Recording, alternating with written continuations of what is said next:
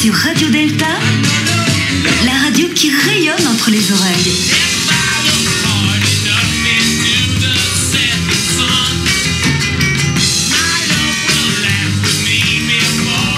Radio Delta. Bonsoir à tous et bienvenue sur Radio Delta. Bienvenue à tous, bienvenue. Nous sommes le vendredi 29 juin et c'est notre dernière émission de 1, 2, 3...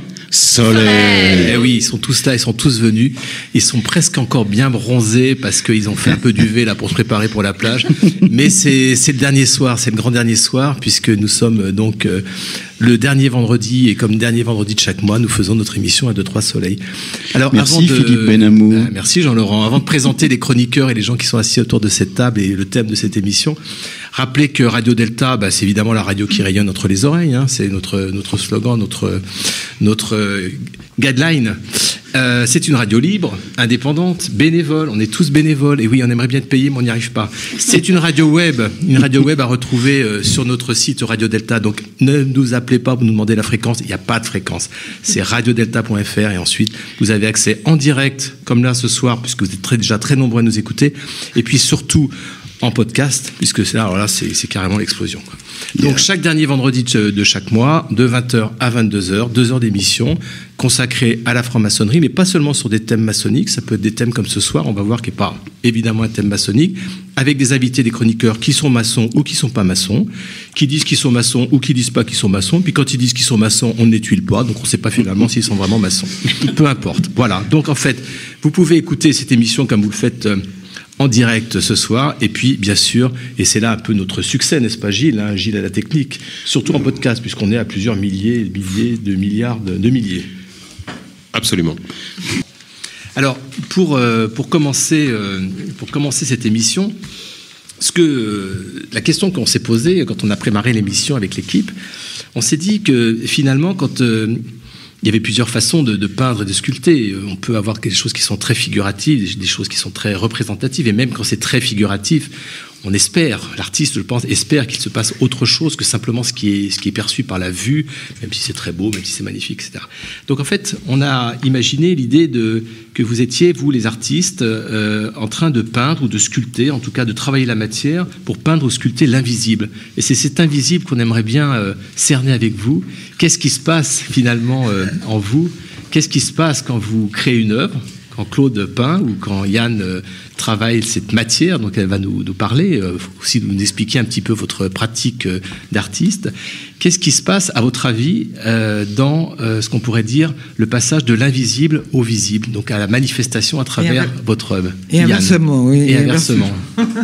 Non, quand je sculpte, je ne pense pas du tout à l'invisible.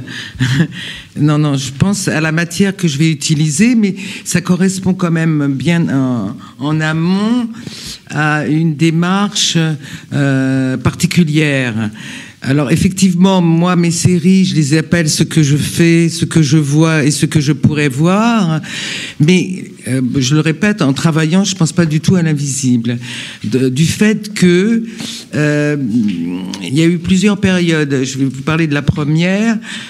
Quand j'ai utilisé la première fois les résines, c'était pour que la lumière traverse la résine. Donc j'ai fait voyager la lumière dans mes résines. Et ainsi, j'ai complètement fait chuter ce qu'on appelle les murs d'un cadre, les murs d'un espace. C'est-à-dire que j'ai fait circuler la lumière. Donc moi, ma première sensation, c'est de donner du sens à la matière, c'est-à-dire la rendre absolument soit translucide ou transparente. Voilà ce que je peux dire dans un premier temps. Mais cette lumière, donc, elle est visible, et vous la transformez, vous la faites passer à travers des matériaux, vous la diffractez, vous la réfractez, vous transformez. Alors je la laisse passer, hein, c'est pas moi qui la guide, mais voilà, donc j'accorde à ce premier temps toute la possibilité de tourner autour de la sculpture. C'est-à-dire je bouge, voilà, je suis moi-même en bougeant dans une métamorphose du regard. Et en même temps, ma sculpture est en métamorphose. C'est-à-dire que la lumière, je vais la voir circuler et elle va me donner effectivement dans le sens, son sens. Et c'est à ce moment-là que je commence le vrai travail, justement, à un moment donné, elle peut me faire voir des situations auxquelles j'aurais pas pensé. Et à ce moment-là, je vais peut-être en canaliser quelques rayonnements. Je vais le canaliser. Et à ce moment-là, le sens va prendre cette notion un petit peu de l'invisible, finalement. Parce que je vais la diriger, mais le spectateur qui regardera l'œuvre, peut-être qu'il ne verra pas la même chose, mais il aura une sensation qu'il se passe quelque chose avec elle, avec la sculpture. Claude Moreau. Oui, alors, la différence peut-être avec une œuvre sculptée à travers laquelle passe la lumière, pour un tableau, c'est un peu différent. Je dirais que la lumière, c'est la représentation de la lumière, c'est plutôt celle que le tableau peut éventuellement traduire, et c'est aussi celle qui est au cœur du créateur, du peintre, de celui qui réalise le tableau. Ce qui nous emmène effectivement vers l'invisible, mais je dirais que l'invisible, c'est pas spécialement, c'est plus le concept d'invisible dont vous parlez. Moi, je le rattache plutôt aux sentiments, aux émotions, et qui débouche sur le dialogue lorsque le spectateur regarde une œuvre d'art. Pour moi, l'invisible, il est là, et c'est cette sensation et ce sentiment qui génère la création de l'œuvre. C'est-à-dire qu'on ne sait pas, quand on commence un tableau, enfin les miens en l'occurrence, je crée... Vous peignez pas ceux des autres, je crois. Hein. Non, mais je veux pas parler pour tous les peintres ou pour tous les artistes. Lorsque je commence un tableau, j'architecture mon tableau avec un schéma directeur très succinct, mais qui permet déjà d'avancer, et à partir de ce petit schéma directeur, mais vraiment très succinct, après, il y a l'imagination qui fait son œuvre, et le dialogue se fait entre effectivement la matière et la réalisation. Alors, il se trouve que depuis quelque temps, les premiers tableaux que j'ai faits, c'est ce que vous avez mentionné, peintre de la matière. C'était une traduction des pierres brutes et des pierres cubiques qui émergeaient à travers ces pierres brutes. Donc le symbolisme est évident. Et j'ai évolué un petit peu, ou j'ai changé un peu ma vision des choses pour être beaucoup plus dans le rêve. Et les dernières œuvres, les derniers tableaux que j'ai réalisés, ce sont ce que j'appelle des envolées, c'est-à-dire qu'on part toujours d'un sentiment de chaos ou de sombre ou de quelque chose d'assez confus, on va dire, mais dans lequel il y a des sources de lumière déjà qui émergent, et c'est ces sources de lumière qui vont permettre des envolées. Donc je pense que là, j'ai évolué à travers ces choses-là. Voilà.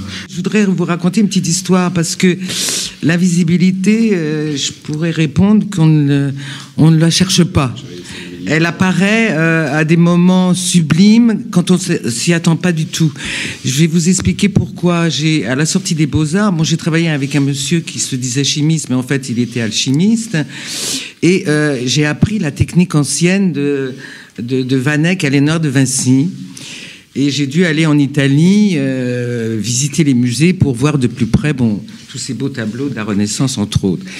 Et quand je suis rentrée dans une salle à Rome, j'ai vu, il y avait très très loin, à peut-être 70 mètres, un tableau du Titien, et la lumière est venue vers moi. C'est-à-dire que ces tableaux à l'ancienne sont faits d'une façon pyramidale, selon une certaine technique qu'on m'a appris. Et c'est pour ça que je voulais répondre à votre invisibilité. J'étais dans un état d'acceptation de tout ce que je voyais. J'avais le libre arbitre, tout se vidait en moi, donc j'ai reçu finalement la proposition du Titien. C'est-à-dire, vers moi est arrivée cette lumière. Effectivement, ça cache une technique, mais mon artiste là à côté, Claude Moreau. Claude disait effectivement, on la recherche pas, mais elle va être sous-jacente. Donc là, l'offre se fait par le tableau à qui va pouvoir l'accepter en étant disponible à la regarder. Voilà, Philippe. On sait bien que la technique, c'est important, mais il n'y a évidemment pas que la technique. C'est pas que la technique qui fait un artiste. Claude, vous m'avez dit également que vous souhaitiez revenir sur le cœur, le sentiment, les émotions. Oui, mais je crois que l'invisible, justement, c'est ça. C'est ce qu'on a en nous, ou c'est ce que les spectateurs ou les gens qui viennent regarder nos dessins, nos sculptures, nos tableaux ont en eux. Et c'est des choses qui ne sont pas matérialisables. C'est dans ce sens-là où on peut parler d'invisible. Et c'est pour ça que tout à l'heure, je parlais d'émotions, de sentiments. Et c'est très important, ce dialogue qu'on peut avoir entre une œuvre, un tableau, une sculpture et le spectateur. Oui, en effet, on était quand même plusieurs dizaines, voire plusieurs centaines de frères et de sœurs à être aux côtés de Patricia Rognon, son épouse, de sa fille et de ses petits-enfants pour emmener François Rognon vers sa dernière demeure au cimetière de Montmartre après une belle cérémonie à l'église Saint-Jean de Montmartre, place des Abbesses. Alors François Rognon, comment en parler en 2 minutes? Je vais essayer. François Rognon, c'est, parce qu'il était précis, on en parlait à son départ en retraite, c'est 40 ans et 6 mois de bons et loyaux services à sa place et à son office à la bibliothèque de la Grande Loge de France, au service de son obédience, de la juridiction, du rite. C'était un grand gaillard lumineux, bourru, timide, qui parlait peu, mais qui avait toujours le bon document à nous donner, le bon livre à nous faire lire. Et c'est des heures et des heures et des heures passées à la bibliothèque de la Grande Loge de France à parler de documents, à parler de trucs qui n'intéressent plus personne, comme de savoir où était enterré Michel Dumesnil de Gramont, à essayer de retrouver des histoires de tabliers, des histoires d'Albert Lantoine, des histoires de la franc-maçonnerie. Tout ça, et j'ai une pensée un peu aussi émue et particulière, parce qu'il n'a pas pu venir à Claude Gagne, qui est un des meilleurs connaisseurs des rituels, à Philippe Langlais, qui a tellement passé d'heures dans cette bibliothèque avec François, et qui est chez lui à Limoges. Il y a quelques petits problèmes de santé, alors on l'embrasse bien aussi, Philippe Langlais. François Rognon, c'était, et je veux pas en parler tristement parce que c'était un passionné du rite, un fervent défenseur de l'écosystème, parce que lui, il le vivait vraiment. François, il a été initié dans une loge qui se réunit l'après-midi, qui s'appelle Arrêt Travail. Il a été initié le 3 mars 1975, vous voyez, ça fait un petit paquet de temps aussi. Certains ici n'étaient pas nés. Voilà. Il en a été le vénérable maître de 81 à 1984. Il a été un des quasi-fondateurs, parce que c'était le premier affilié de sa loge actuelle, qui s'appelle IRAM. Il était 31e degré du rite. Il était un amateur de whisky, il jouait de la cornemuse. Et non, c'est vrai, c'est parce que ça fait j'entends en fait. Et on en parlait avec Pierre. On se rend pas compte de la figure François Rognon. Pierre Mollier m'a dit que quand il est arrivé à la bibliothèque du Grand Orient de France il y a 20-25 ans, la première chose que lui a dit l'officier responsable, de la culture au Grand Orient, c'est va voir François Rognon parce que lui il sait de quoi il parle. Voilà. Pierre Mollier était J'ai une anecdote, Jean-Laurent, j'ai une anecdote un peu dans le même genre. Moi, j'étais vénérable de ma loge qui est à Versailles, qui s'appelle l'Ambition Créatrice. Et à l'ambition créatrice, avant de commencer le rituel d'ouverture, on avait une petite phrase que les anciens avaient ajoutée au rituel. Et la petite phrase, c'était le chantier est ouvert, tout est à reconstruire. Ouais. Jolie phrase, hein, sur laquelle on peut évidemment plancher des heures. Ouais. Et on avait un frère qui voulait s'affilier donc à l'ambition créatrice. J'étais véné et je lui ai dit, écoute mon frère, tu vas nous préparer une planche sur le chantier est ouvert, tout est à reconstruire. Qui était vraiment la petite phrase de l'ambition créatrice, hein, c'est hyper local. Qu'a fait ce frère? Il est allé à la bibliothèque de la Grande Loge de France. Il est allé voir François Rognon. Il lui a dit, voilà mon frère, j'ai une planche à faire sur, ouvrez les guillemets, le chantier est ouvert, tout est à reconstruire. François a réfléchi un peu et il a dit, tu devrais aller voir les frères de l'ambition créatrice à l'Orient de Versailles parce que je crois qu'ils connaissent. Voilà, c'est juste pour vous donner un peu la connaissance incroyable, à la fois encyclopédique, mais aussi sur le vécu des loges qu'ils connaissaient. Lorsque des boîtes et des boîtes d'archives sont rentrées de Russie, il y avait dedans des archives concernant les loges de la Grande Loge de France, mais aussi des archives concernant les loges d'adoption entre 1901 et 1940. Et c'était un travail colossal que de faire l'inventaire de tout ça. Et Pierre s'était rapproché des sœurs de la commission d'histoire de la Grande Loge féminine de France pour que ce soit elles qui fassent le catalogue des archives des loges d'adoption. Et en même temps, bien entendu, elle pouvait en prendre des copies pour la commission d'histoire. Oui, bien sûr. Mais ça a été extraordinaire parce que c'est lui qui est venu vers les sœurs en disant c'est votre histoire, venez. Et le travail a été exceptionnel. Bien sûr, on ne peut rien dire de l'Orient éternel, et on ne peut rien dire de ce qui se passe. Et je crois que le rite écossais, ancien accepté, comme François nous invite à la vie, mais il y a un passage méconnu dans Jean qui doit parler à tous ceux qui étaient là ce matin, et c'est le chapitre 12. Alors, le chapitre 12, c'est le moment où, au fond, tout est en place. Il a tout fait, celui qui a exécuté la volonté du Père, qui est peut-être aussi la conscience, le Fils, qui regarde le Père. Tout est là, et 6 jours avant la Pâque, on nous dit, 6 jours avant la Pâque, ça veut dire le temps entier d'une création, le temps entier d'un monde, le temps entier d'une vie. Que 6 jours peut-être, mais ces mêmes 6 jours qui ont présidé à la construction du monde, ces mêmes 6 jours qui restent jusqu'à la mort, et ce que personne ne sait encore être le grand retour, ces mêmes 6 jours vont être consacrés à l'homme maintenant. Tout a été fait, plus aucun Dieu ne pourra jamais intervenir, il n'y aura pas de miracle. Le monde a été réglé, il a été ordonné, et la justice sera faite jusqu'à ce que le magistrat s'en aille, jusqu'à ce que, comme François, il rejoigne l'Orient éternel. Cette invitation à revoir notre histoire du monde, elle se passe au moment où, 6 jours avant la Pâque, Jésus arriva à Béthanie où était Lazare, qu'il avait ressuscité. Son premier retour, c'est à Béthanie, dans cette maison du pauvre, dans cet endroit où les choses à l'origine l'ont rappelé, auprès de celui qu'il a connu avant son ministère, auprès de celui qui n'était pas un néophyte, qu'il a eu besoin de relier comme ses disciples, auprès de celui qui avait perdu l'espérance et qu'il a su relever un jour, lorsque la foi et la charité, Marthe et Marie, l'ont appelé et qu'il avait mis tout ce temps. Je crois que nous en avions parlé ici une fois avec beaucoup de bonheur, pour pouvoir faire en sorte que on le relève, celui qui ne voyait pas bien, celui qui ne comprenait pas bien, et qu'il puisse sortir de la maison, comme il était sorti de la première maison de Beth, l'homme. Toujours ces maisons, toujours cette origine. Et puis ici, il retourne dans la maison, l'initié, celui qui arrive à la conscience, ce François qui rentre dans sa maison, à la maison du Père, à Saint-Jean-de-Montmartre. Il s'assoit à côté de son ami, ils n'ont plus rien à se dire, il est ressuscité, il connaît la vie, il connaît le bonheur d'être en vie. Et puis on lui sert à un repas qui sera le dernier repas, le vrai dernier repas entre amis. Mais ce repas, c'est celui auquel nous sommes conviés, nous tous, c'est ce festin que nous avons à vivre entre nous lorsque toutes les choses sont prêtes pour vivre. Et on dit bien, Marthe servait, la charité, elle sert. Celle qui a été le chercher pour que son frère renaisse, eh bien celle-là, elle nous sert aussi à table, silencieusement, tranquillement.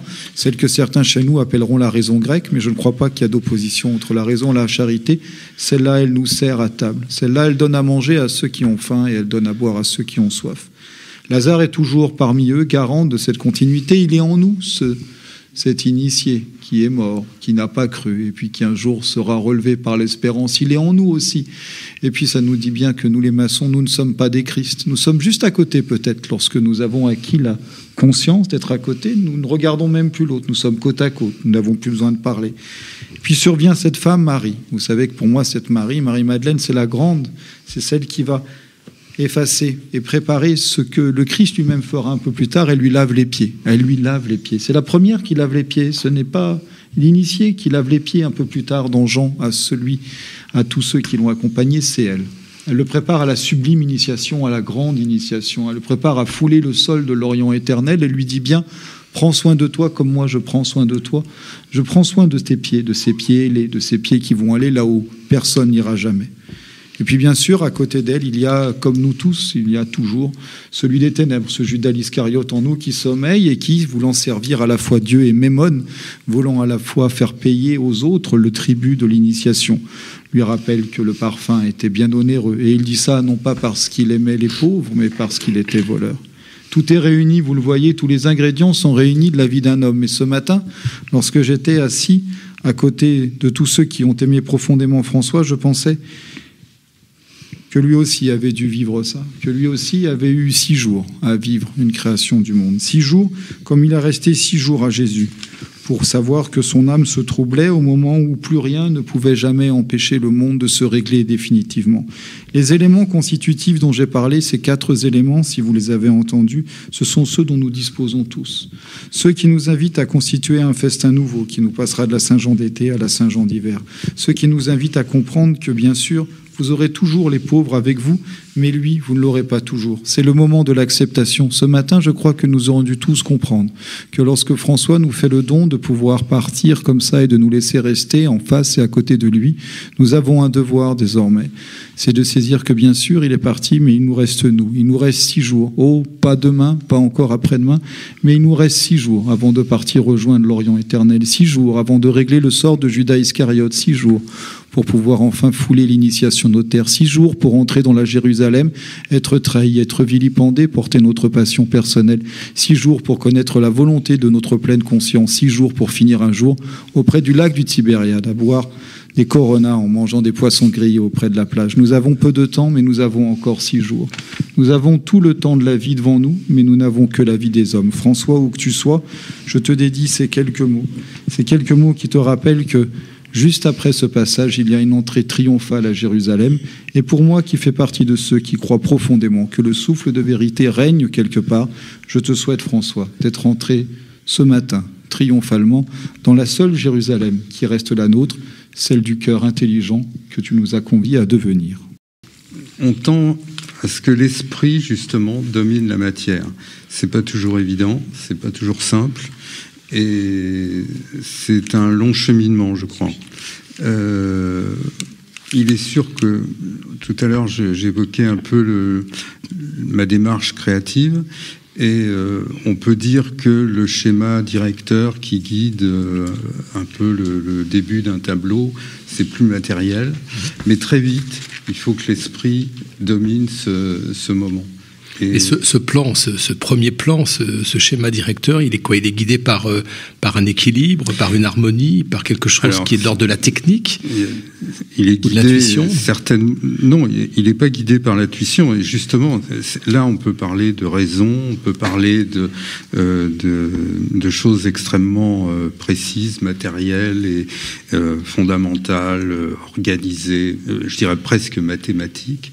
Et mes précédents tableaux étaient le schéma directeur sur lequel je partais, c'était le compas et l'équerre, c'est-à-dire l'équerre pointe en bas avec l'angle à 90 degrés et le compas...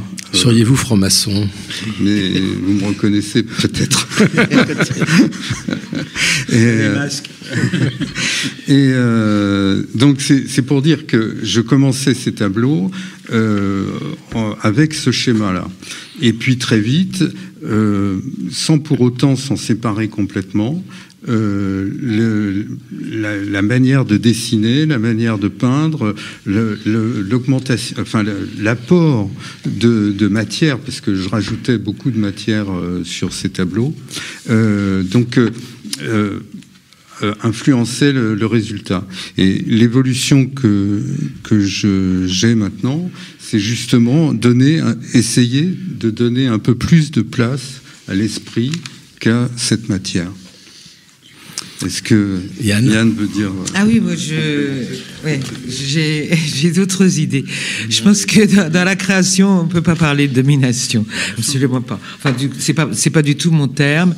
On ne domine rien du tout. Ce qu'il y a, c'est que en amont, on est supposé avoir répété un geste plusieurs fois, d'avoir adopté une technique, d'être rassuré par le geste. Et d'autre part, l'esprit, c'est-à-dire la pensée de la créativité, je veux dire, ça fait partie effectivement de la vie courante, de la vie de chaque jour, les choses qui ont évolué, qui se sont transformées. Donc moi, j'attribue le mot métamorphose, c'est-à-dire qu'on est constamment en métamorphose, que ce soit avant, pendant ou après. Quand on arrive à commencer son travail, je reviens sur ce terme parce que moi je fonctionne comme ça, c'est personnel, il y a d'autres artistes aussi, c'est-à-dire que je me vide complètement, c'est-à-dire que à l'intérieur de moi, après une méditation, c'est-à-dire un calme, pas trop longtemps, je veux dire, je suis recevable de tout de l'extérieur, donc je vais commencer à travailler comme ça. Donc moi, ça va être un phénomène tout particulier, c'est-à-dire il va y avoir des choses qui vont rentrer en moi, les idées, le cerveau va travailler, la pensée, je m'évapore aussi à l'extérieur. Il va y avoir une relation entre l'espace de mon atelier et le démarrage de mon œuvre. Et donc mon œuvre n'a pas de titre, hein, moi, au départ. Hein. Elle n'a pas du tout de titre. Elle a simplement un raisonnement que j'ai pu avoir effectivement pendant la semaine où il s'est passé quelque chose, ça a déclenché une lecture, un mot, une phrase. Donc pas de domination, c'est-à-dire que la matière, elle va se transformer avec mes mains, mais avec une pensée qui commence à rentrer en moi et qui va communiquer avec... c'est-à-dire que le dire, c'est ça que je voulais dire, c'est le dire et le faire vont fonctionner ensemble. Donc il y a une partie d'intuition, effectivement, et pas de domination. J'ai rencontré Niki de Saint-Phal au Grand Palais pour l'exposition qui lui était consacrée en 2015. Donc rencontre... Comme nous ont dit nos artistes, hein, j'ai vraiment reçu d'elle à ce moment-là. Je connaissais que des œuvres éparses, mais je l'ai rencontrée là. Et donc cette femme m'a beaucoup émue. C'est une plasticienne, c'est une sculptrice. Et je me suis dit que peut-être elle pourrait venir parmi nous. Donc je l'ai enquêtée. Et voilà. Voilà son enquête posthume, sa biographie. Donc, vénérable maîtresse, vénérable maître sur les colonnes, et vous toutes mes sœurs et frères, on vous gratte ses qualités. Niki de Saint-Phal est née en 1930 en France et s'est dirigée vers l'Orient éternel en 2002, en Californie. Lors de notre conversation pour son enquête, elle était entourée de multiples créatures féminines imposantes, les nanas, mais celles-ci ont su rester très discrètes lors de l'entretien. Niki est née dans une riche famille de banquiers. Ses parents ont préféré mettre la petite Niki au couvent pour calmer ses turbulences. Elle est devenue une athée militante et elle a commencé à se révolter contre son milieu et Dieu, là, au couvent. À sa sortie, elle se définissait comme narcissique, vaniteuse et avide d'argent rapide. Elle a donc travaillé comme mannequin de 17 à 25 ans. Elle s'est mariée à 19 ans avec Harry Matthews, dont elle a eu 2 enfants. Pendant la guerre, elle est partie aux États-Unis. Elle est revenue en France en 1952. Elle n'était pas très bien dans sa tête. Et elle a été hospitalisée pour une grave dépression en 1953, traitée par électrochoc et insuline. Elle a survécu à ces traitements inhumains que je n'oserais pas qualifier de médicaux. C'est à ce moment-là qu'elle a commencé à peindre, lorsqu'une de ses amies lui a apporté des gouaches à l'hôpital. Elle n'avait aucune culture académique, elle a inventé, elle a appris toute seule de ses expériences et de ses rencontres ultérieures. Elle était en quête d'outils pour exprimer ses tourments, ses contradictions, sa violence.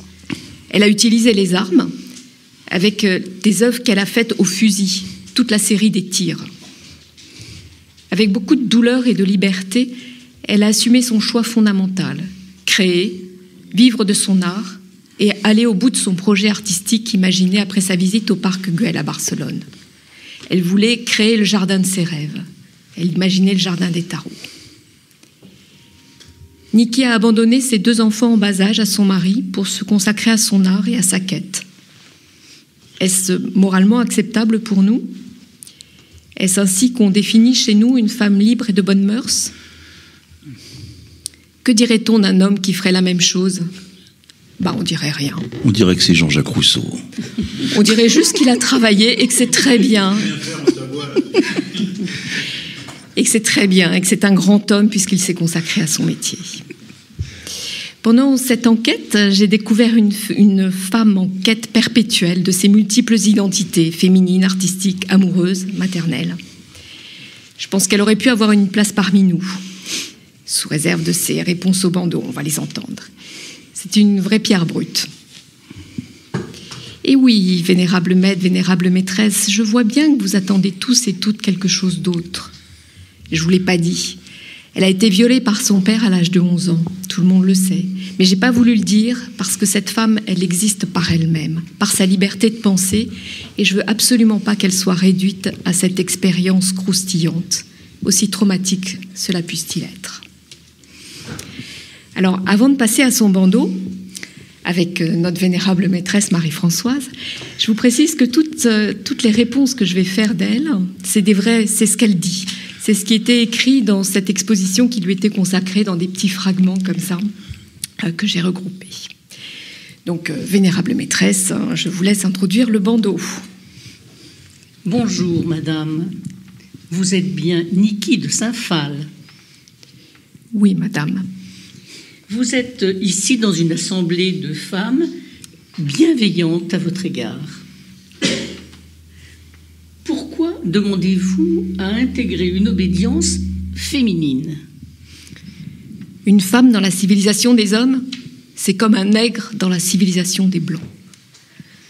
J'aimerais rétablir le matriarcat, les enfants portant le nom de leur mère et les mâles ayant le rôle de beaux coqs.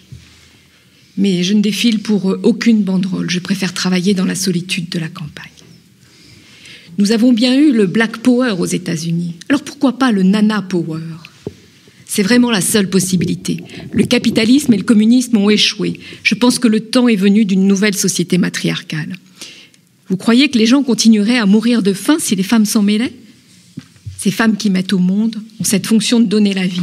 Je ne peux pas m'empêcher de penser qu'elles pourraient faire un monde dans lequel je pourrais vivre heureuse. Voilà, madame, pourquoi j'ai choisi de frapper à la porte du temple chez les femmes, à la Grande Loge féminine de France. Bien. Pourriez-vous me dire quelles sont les valeurs qui sont pour vous les plus importantes? La liberté raciale et religieuse, absolue. C'était un credo chez mon père. Je l'ai fait mienne toute ma vie. Et puis aussi la joie. Au début, je croyais qu'il fallait pour provoquer attaquer la religion et les généraux. Après, j'ai compris qu'il n'y avait rien de plus choquant que la joie. Et dans cette société qui est la nôtre, où voyez-vous, où vous placez-vous? Je ne crois pas en la théorie de Rousseau, selon laquelle l'homme est foncièrement bon et que toute la société est corrompue. Parce que c'est nous qui faisons la société. Tout le monde est responsable. Vous, moi, tout le monde. Et que pourriez-vous me dire, votre sensation sur le symbolisme et les symboles? En travaillant sur le livre du sida dans les années 80, j'ai dessiné des formes masculines. Elles ont fini par m'inspirer. Les obélisques font partie de la tradition des menhirs, des totems. Sont des objets au pouvoir magique, fécondants, des porte-bonheur. Avec mes sculptures d'air et d'objets mythologiques, je me sens comme l'ermite dans le jeu du tarot qui, une lanterne à la main, cherche un trésor et apprend que la recherche elle-même est le trésor. Certains totems d'air ont de la lumière, les autres, comme les têtes, ont un côté lumineux et un côté sombre, nuit et jour, transparent et opaque. Vous venez de parler d'alchimie. Pourriez-vous me préciser ce que vous entendez par là? Depuis des années maintenant, je me soucie dans mon œuvre de faire ressortir la joie, la couleur, la fantaisie et l'humour agressif. Pour pouvoir exprimer la souffrance, j'ai besoin de traverser une crise assez forte pour qu'elle me ramène à mes blessures originelles. Comme un avare qui amasse son argent, j'accumule. et garde en moi mes émotions. Plus tard, comme l'alchimie, elle se transforme en or. Merci, madame. Nous vous avons attentivement écouté. Nous allons vous raccompagner et puis nous délibérerons entre nous, nous voterons et nous vous tiendrons informés. Bonsoir, madame. Bonsoir, merci. Yann. Donc oui, tout à fait, on a reçu une question d'auditeur qui nous fait la réflexion suivante. En fait, l'artiste produit une œuvre en voulant transmettre un message. La personne qui regarde l'œuvre reçoit le message, mais c'est peut-être un message différent de celui que l'artiste voulait transmettre. Du coup, est-ce que l'art, c'est pas la conciliation de ces deux messages, en fait, qui peuvent rentrer en opposition ? Voilà, c'était la question. Mais c'est tout à fait ça. C'est-à-dire que oui, c'est exactement ça même. Récemment, c'est un exemple très précis. J'ai eu la chance de vendre une toile, une ancienne, et la personne qui l'a achetée m'a expliqué ce qu'elle voyait dans la toile. Et j'ai pas pu la démentir parce qu'en fait, c'est autre chose que ce que j'avais. Il y avait de ce que je voulais exprimer, mais ça allait plus loin. Et lui, il ressentait encore des choses, je dirais même supérieures. Donc c'est très enrichissant. Et c'est ce dialogue-là qui est important, je crois. Alors j'ai une question artistico-technique pour ne pas aller dans le droit fil de ce que l'on vient de dire. Claude Moreau, vous peignez, c'est de l'huile ou de... C'est de l'acrylique. De l'acrylique. Yann, non pas Yann aux éditeurs, mais Yann, artiste plasticienne, vous sculptez, vous créez des oui, le mot est impropre. Objets, non, ouais. non, c'est fini. C'est une période ancienne. C'est-à-dire que je ne tape pas dans la matière. Au contraire, vous jouez avec la matière.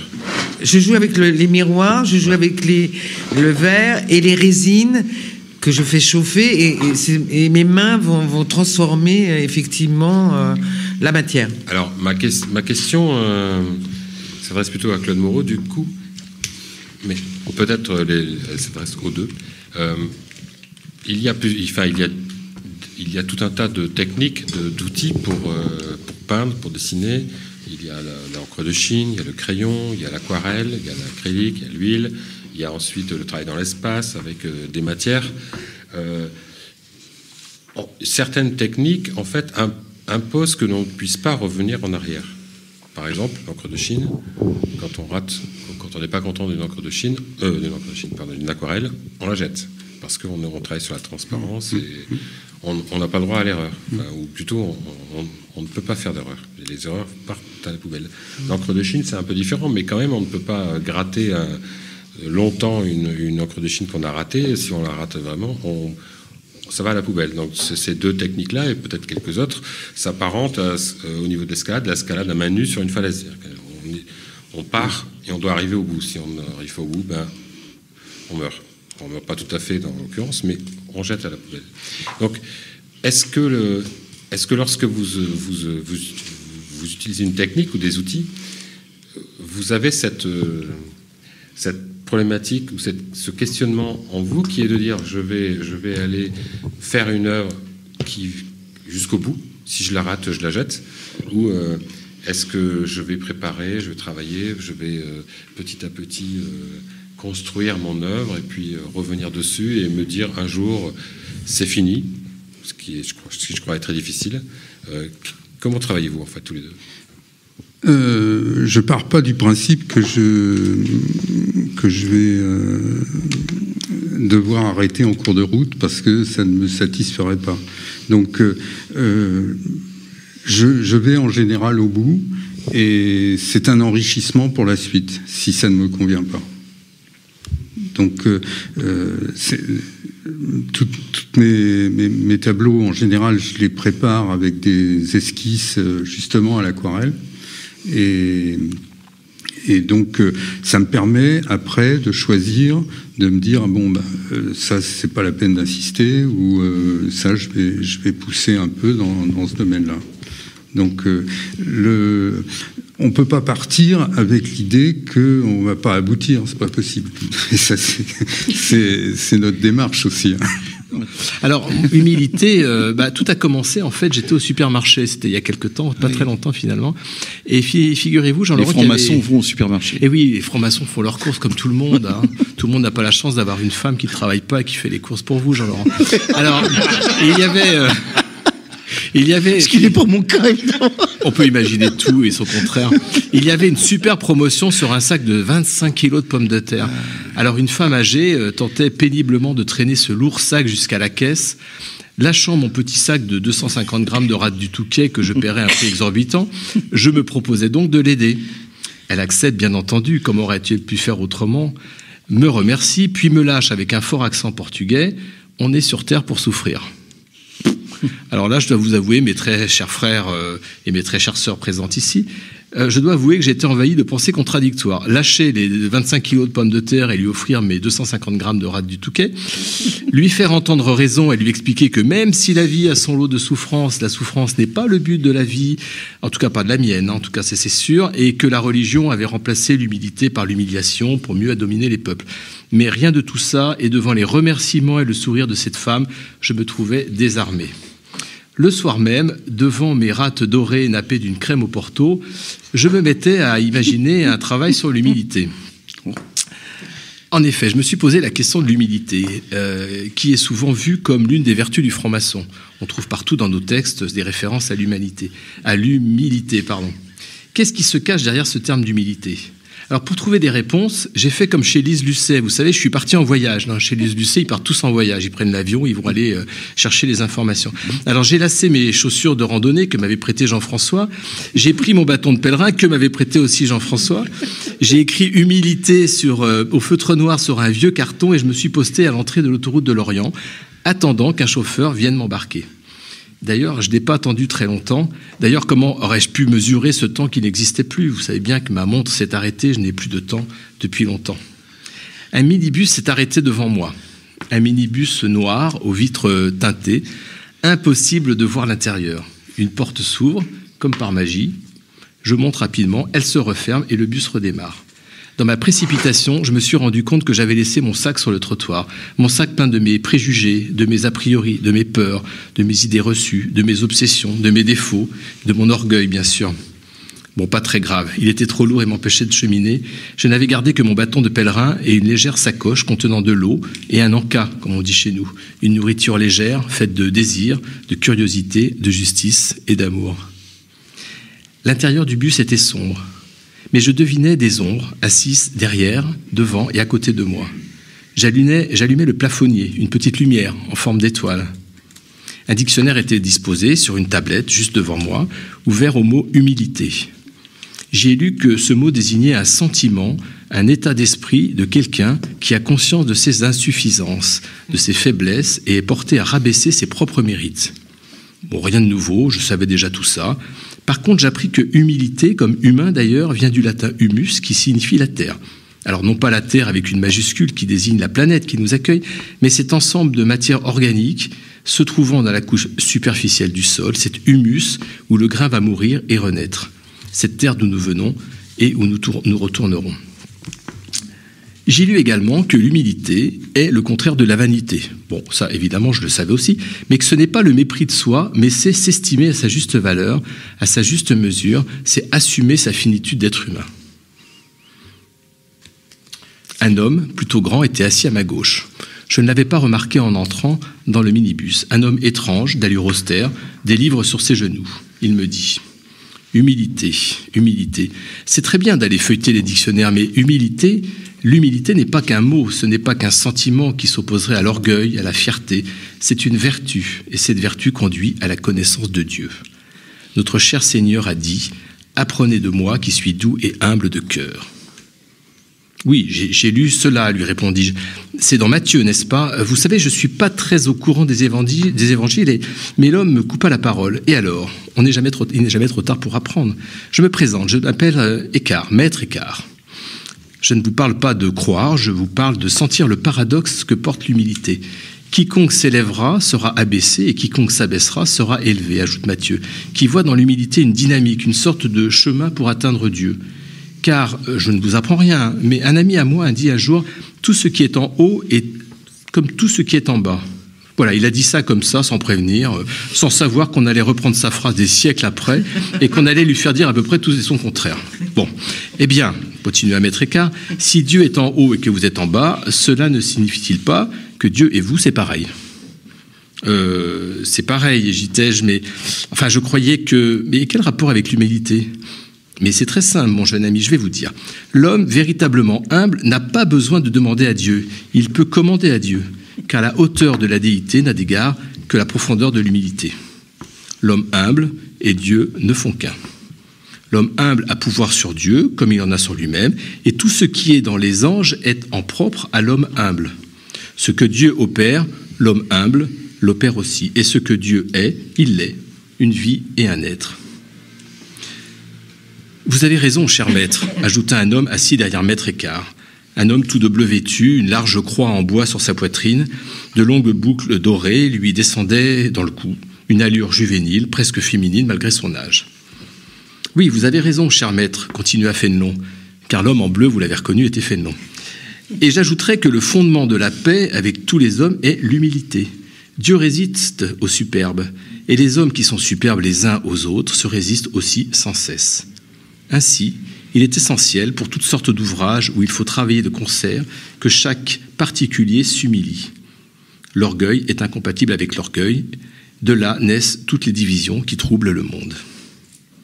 J'irai encore plus loin, intervint un troisième homme qui lui portait une sorte de grande toge blanche et orange et arborait une drôle de tonsure qui faisait de ses cheveux restant une sorte d'auréole. « Tiens, Saint-Augustin se réveille, lui répondit Fénelon. J'étais sûr que mes propos allaient vous réveiller, vous qui ne dormez toujours que d'un seul œil. Oui, c'est vrai que je dors mal depuis que je veille sur les hommes, surtout sur ceux qui me citent à tort et à travers. Donc j'irai encore plus loin, car si je suis d'accord avec vos propos, mon cher maître, et vous, mon cher Fénelon, il faut ajouter une pratique et non se contenter de paroles. Il faut suivre l'exemple de Jésus et conformer sa vie d'ici-bas pour s'approcher du Seigneur. Retenez bien cette courte mais profonde parole. Quittez tout et vous trouverez tout. Renoncez à vos convoitises et vous trouverez le repos. Et si je vous conseille de vous enrichir, c'est en achetant de l'or éprouvé par le feu, comme il est écrit dans l'Apocalypse, c'est-à-dire la céleste sagesse qui foule aux pieds les choses d'ici-bas. Voilà qui est joliment dit, répondit Maître Eckhart. Voilà qui est juste, ajouta Fénelon. Suivre l'exemple du plus humble de tous, ajouta d'une voix forte un quatrième homme en se retournant. Il était assis à la place du mort, et je reconnus immédiatement à sa stature et à son allure de prédicateur, c'était Bossuet, l'aigle de Meaux. Justement, ajoutai-je timidement, l'humilité, c'est ce que je cherche à définir, et on sait, on est là pour t'aider, ajoutèrent les quatre hommes d'une même voix. Oui, mais comment, en vous écoutant, me faire ma propre opinion? C'est facile, ajouta Maître Eckhart. Si nos propos t'inspirent, tant mieux. Mais tu as trop vite oublié le « cherchez, vous trouverez » qui te plaisait tant lorsque tu es entré en franc-maçonnerie. Nous ne sommes que des guides, mais là où on t'emmène, tu n'auras d'autre guide que toi-même. Sur ce, le vieux maître s'assoupit, laissant tomber sa plume. Le bus s'arrêta, la porte s'ouvrit et je me retrouvai projeté à l'extérieur. La porte se referma et le bus repartit, me laissant seul, au milieu de nulle part, seul dans un désert où il n'y avait rien. Rien que moi-même, moi, le désert, et au-dessus de ma tête un ciel noir d'une grande pureté. J'étais nu sous ce ciel étoilé et glacial, mais je n'avais pas froid. Je m'allongeais en chien de fusil, en position fœtale. J'étais seul comme Adam au premier jour, seul comme tout homme à l'instant de sa mort, seul face à l'univers, au principe, au grand architecte, à Dieu. Alors disparus les penseurs, disparus les philosophes, j'étais seul face à moi-même, à ma petitesse, ma misère, mon néant, exposé à l'amour et à la lumière des étoiles. Inutile donc de chercher à m'abaisser, à m'humilier, la prise de conscience de ma condition d'homme né de la terre me suffisait. Inutile de m'agenouiller, de courber la tête ou de me prosterner, la prise de conscience de ma condition d'homme mortel me suffisait à m'élever. À la tristesse de Spinoza, que Spinoza associait à l'humilité, tristesse pouvant naître, et c'est compréhensible, de cette prise de conscience, répondirent la joie et le bonheur. Le bonheur d'être dans cette unité retrouvée, cette unité qui n'est pas l'immobilisme, bien au contraire, mais celle qui pousse à l'action, La miséricorde qui naît de l'humilité me poussera donc à donner à manger à celui qui a faim et à boire à celui qui a soif. Mon ego diminue, je vous rassure, il est encore complètement bien présent. Je ne suis plus le centre du monde, mais je suis bien au centre du monde. Je savais que le minivan qui m'avait conduit jusqu'ici ne reviendrait pas. La nuit était tombée, je me couchais en chien de fusil sur le sable, je me sentais bien, en sécurité, et je m'endormis comme jadis, paraît-il, les hommes des cavernes se couchaient, une main sur la gorge et l'autre sur les testicules. C'est en tout cas comme cela que les archéologues avaient retrouvé de nombreux squelettes. S'étaient-ils endormis dans cette position ou avait-on placé leurs mains ainsi après leur mort pour satisfaire un rite funéraire qui nous demeurait aujourd'hui étranger? Peu importe. Je m'endormis sur la terre, une main sur la gorge, partie la plus vulnérable de mon être, comme pour me préserver des morsures animales, et l'autre sur ce qui me permettrait d'assurer la survie de mon espèce. Quand je me réveillais, le désert s'était transformé en plaine fertile, verte, chaude. Les épis de blé promettaient une abondante moisson. À côté de moi, un cheval, mon cheval. J'étais devenu chevalier. J'enfournais mon cheval et commençais à avancer. Devant moi, la mort tenait un sablier, et derrière, le diable tentait de s'emparer de mon être. J'avançais calmement et fier, guidé par une mission. Un chien courait à mes côtés. J'ai la chance d'avoir juste à ma gauche un orateur hors pair qui a pris des notes comme un fou sur son petit carnet, un beau petit carnet, et qui va, avec les taches de whisky, mais ça on ne le dit pas, Mr. Patrick Vidal, qui va donc nous présenter, qui va nous présenter quelque chose en forme de conclusion. Patrick, vous avez la parole. C'est juste une forme. Et là, le vieil ermite. Le monde est ordonné. Jamais. Jamais. Qu'est-ce que tu me racontes? Je suis aveugle. Le monde est un trou noir. Rien d'autre. Parole. Parole, mais qu'est-ce qu'il dit celui-là? Lumière. Mon corps est blanc. Mon corps est comme une œuvre d'art. Une installation, un cristaux. Instable. Reflet. Émotion. Inspiration. Réceptacle d'une vibration. Narcisse. Tu vois ton corps? Mais ton corps n'est-il pas le réceptacle de l'âme, qui, elle, n'a pas de reflet? En fait, cette main que tu vois, en fait, si nous avons un cerveau, nous disent les compagnons, c'est que tu as cette main. Cette main qui peut trembler. Sculpteur que tu es, cette main, elle taille, elle caresse, elle touche. C'est celle d'un architecte qui manifeste ce dessin intérieur. Architecte à la recherche de l'intention première, architecte d'un armorphose multiple et temporaire de la lumière. Ciseaux, maillet, nos outils, l'attaque est franche, douce, douce, caressante. L'attaque de la pierre peut être dure, mais la pierre est noble. La pierre est marbre, que dis-je, Carrare,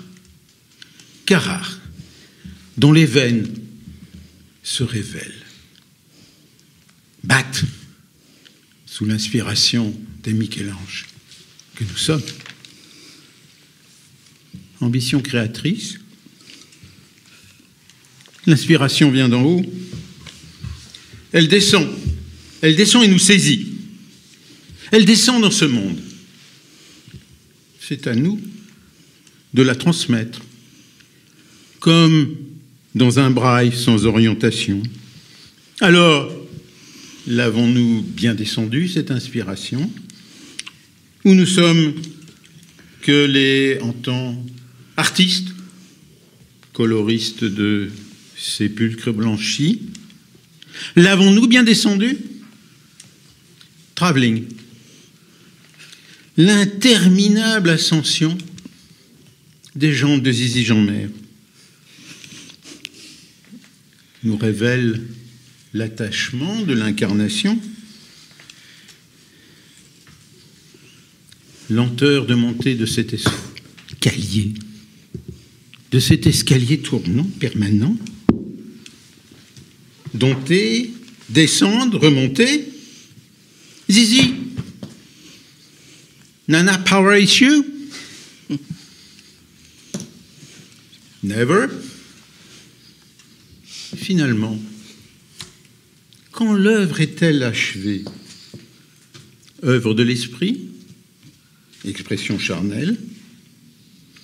Cher, comment échapper à cette enveloppe?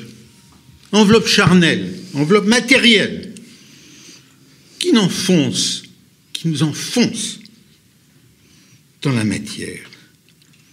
Corps immobile, corps enserré, corps lié, corps entravé. Corps immobile, tressaillant, tremblant, souffrant, exultant parfois. Corps. Mais toi, ton âme, elle est libre. Tu es libre. L'esclavage est un choix, a dit Kanye West. Enfin, bien sûr. The Bus, le bouquin aux éditions LOL. Le manuel. Le bouquin. Alors, c'est fait par Franck Foucret, qu'on connaît bien, qu'on a présenté tout à l'heure, illustré par... Illustration de ça. Il est là, il attend depuis 15 heures, comme chez Ruquier, parce que vous savez, on est en direct, mais néanmoins, on arrête le temps ici. Après avoir travaillé sur l'apprenti, celui qui risque de partir de la loge, etc., maintenant on s'intéresse, celui qui est quand même foncièrement concerné. Le fautif. Le vénérable maître, c'est lui par qui tout arrive, hein, on est bien d'accord. C'est le coupable. Donc le livre s'appelle Manuel de secours pour vénérable maître très seul en loge, voire même très très seul en loge. On sent le vécu. Franck Foucret. Oui, est-ce que c'est un témoignage, c'est ça? Oui. En fait, le livre, il ressemble un petit peu au grand temple de la Grande Loge de France, Ordo ab Chao. Oui. Parce qu'il est partagé, il est en deux parties. Il y a une partie de ce qui concerne l'ordre. L'ordre, c'est toute la partie comment faire pour promouvoir sa loge. Et le chaos, c'est comment faire pour rétablir quand le chaos s'instaure. Alors c'est difficile quand le chaos vient du vénérable lui-même. Et qu'il ne le sait pas, bien sûr. Il pense au contraire qu'il est ordonnateur de l'ordre. Oui, et là ça fait mon affaire. Parce qu'il y a les 9 officiers qui peuvent acheter le bouquin et dire au véné, tu vois le problème, il vient de là, il le dit lui-même. Voilà. Alors donc, en particulier, il y a une espèce de classification des types de vénérables. Et ça, la galerie des 13. La galerie des portraits, par exemple, quelques-uns comme ça. Le rond de cuir. Le rond de cuir. Alors, c'est marrant parce qu'au départ, on avait mis le fonctionnaire. Et jamais je ne sors un livre sans l'avoir fait relire par des critiques. Non, je n'en connais pas. Mais je me fais critiquer. Et j'ai un frère qui est fonctionnaire de police en retraite qui me dit, mais tu sais que c'est très désobligeant ce que tu as écrit là, contre les fonctionnaires. Et je me suis dit, mais effectivement, je vais supprimer ça. Et j'ai cherché, puis c'est rond de cuir, en fait, ce qui remplace très bien. Parce que fonctionnaire, ça veut rien dire. Il y a des fonctionnaires qui sont infirmières dans les hôpitaux et qui travaillent, qui s'impliquent absolument, qui donnent sang et eau pour faire leur boulot. Et je me dis, c'est vraiment pas juste. Alors, j'ai remplacé ça par rond de cuir. Et rond de cuir, c'est vraiment... Là, on est dedans, là, c'est parfait. Alors, il y en a d'autres. Je vais donner la liste. Comme ça, tous les vénérables qui nous écoutent et tous les officiers, d'ailleurs, tous les frères et toutes les sœurs qui nous écoutent vont pouvoir identifier à quel vénérable ils ont affaire. Une ou plusieurs parties, parce que... parties, bien sûr, oui. On peut être multiple. Alors, il y a le lymphatique. Alors, c'est au masculin, mais on pourrait très bien mettre au féminin. C'est écrit au début, on dit que nos sœurs... Ouais, je connais le truc. Alors, il y a... Mais ça plaît toujours pas à Marie-France. Ah oui, mais ça commence à être compliqué. Essayez d'écrire comme ça un bouquin. Alors, c'est simple, hein. Il y a dans la galerie des vénérables imaginaires, mais pas si imaginaires que ça, il y a le lymphatique, le clown, le rond rond de cuir, le soporifique, eh oui, l'orgueilleux, le dictateur, le carriériste, le transparent, le coach manager, l'intérimaire, l'ad vitam, ah oui, l'ad vitam, le démago, c'est-à-dire l'incapable en fait, hein, c'est entre parenthèses, et puis celui qu'on va regretter très très fort. Voilà. Vous avez été vénérable